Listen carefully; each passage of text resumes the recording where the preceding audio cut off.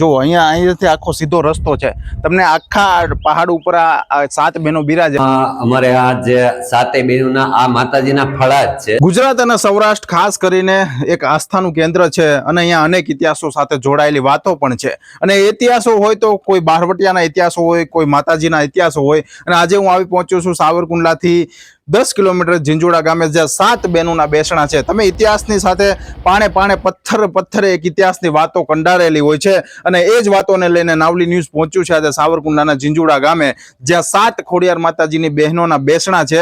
અને તમે જોવો તો ઘણી જગ્યાએ બેસણાઓ તો હોય છે, ક્યાં ટીંબા ઉપર પણ બેસતા હોય છે, ક્યાંય બહેનોના બેસણા. અને આ કુદરતી આખું વાતાવરણ છે, સૌંદર્ય વાતાવરણથી આ તમામ પ્રકૃતિના ચારો તરફ પ્રકૃતિની વચ્ચે 7 બહેનો એટલે કે ખોડિયાર માતાજીના 7 બહેનોના ટીંબા ઉપર બેસણા છે. ઇતિહાસની સાથે જોડાયેલું આ આસ્થાનું મંદિર ખૂબ રળિયામણું છે. તમે જોવો તો ચારે તરફ માત્ર હરિયાળું છે અને અહીંયા છેક સુધી વાહનોની પણ સુવિધા આવી શકે તેવી છે.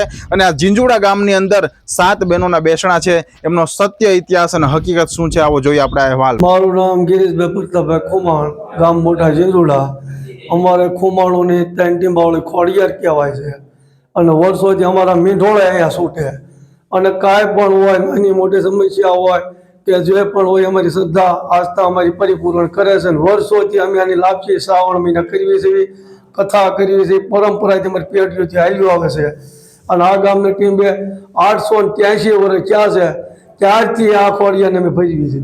અને અમારા કાંઈ પણ અમારે 60 હાથીની જમીન નવાબની એમી અમે લડી અને અમારે નાગદાર રામ હરપાલની પાસેથી કોટડીના ભાગની અંદર અમને માતાજી પૂરેપૂરી સહાય કરી હતી. અને એની અંદરમાં અંધા કાઠીઓ ભેગું થાય અને આ પાછી પરંપરા અમને અમારી માએ મિલકત અમને પાછી સોંપાવી હતી. એ અરસેથી અમે ખોડિયાર માને હવા ખળીને લાપસી કરવી છે અને પરંપરાથી અમારે આમ હાલી આવે અને હવની રક્ષા કરે છે. આમાં અમારે આ જે 7 બહેનોના આ માતાજીના ફળા જ છે, 7 બહેનોના. અને રાજાશાહી વખતથી એમને આમ ખાલી ડુંગરાની અણી ઉપર ઝાડ હશે ને તેમાં 7 બહેનોના ફળા હશે.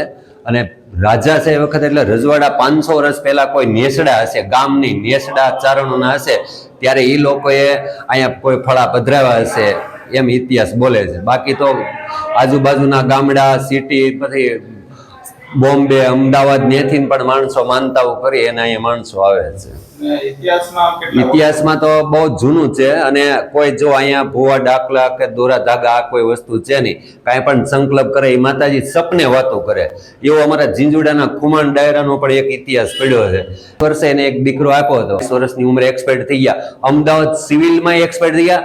સિવિલમાં અમદાવાદ વાળાને, એમ્બ્યુલન્સ વાળાને માતાજી અહીંથી સપને ગયા અને એને એમ કીધું કે આ ગામને આ ડુંગરે હું બેઠી, આ ડેડ બોડી તારે લઈને આવો.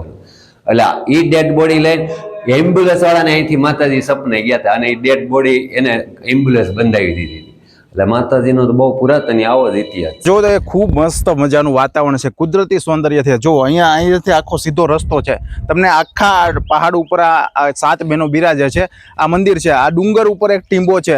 આ ટીંબા ઉપર અહીંયા સુધી તમારા વાહન છે તે અહીંયા સુધી આવી જશે. અહીંયા ખૂબ સરસ મજાનું જો ચારે તરફ રળિયામણું દ્રશ્ય છે. આખું કુદરતી વાતાવરણથી સૌંદર્ય તરીકે આખું જે દ્રશ્ય છે તે ખૂબ સરસ મજાનું છે. અને અહીંયા ટીંબા ઉપર જ આ આખું મંદિર છે અને 7 બહેનો છે અહીંયા બિરાજે છે.